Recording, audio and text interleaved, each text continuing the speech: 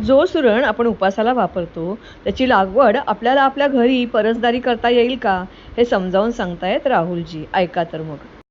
विशिष्ट जमीन काही बघा कसं आहे, मेन महत्वाचा ह्याला ना कंद आहे, ह्याला ना स्पेस लागतो जमिनीमध्ये फैलावा होण्यासाठी.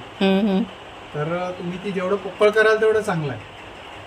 आता शेण पण आहे ना, तुम्ही ताजं जर टाकला ना तर थोडंसं हे असतं, पण कुजलेलं शेण टाकलं आणि लेअर्स तयार केले, पालापाचोळा टाकला किंवा तूस टाकला, आणि पावसाच्या टायमाला अगोदर तुम्ही तूस टाकलात तर ते रिलायबल आहे, त्याच्यामुळे तो फैलावा. याचा वर आलेला कोंब किंवा नुसती साल जरी टाकली ना जमिनीत जाडी जाडी, तरीसुद्धा याच्यातून नवीन सुरणाचं झाड जन्म घेतं. अतिशय वेधक, आकर्षक, छान हिरवगार, आणि खाली खाली वाढत असतं सुरण. जेव्हा तुम्हाला हवं तेव्हा काढा. याची फुलं मात्र दुर्मिळ असतात.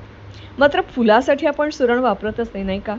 मात्र याच्या सगळ्या भागापासून अतिशय एक्झॉटिक डिशेस तयार होतात. तुम्ही प्रयत्न करून बघा, प्रयोग करा आणि स्वतःच्या हाताने पिकवलेली भाजी खाण्यातला आनंद लुटा.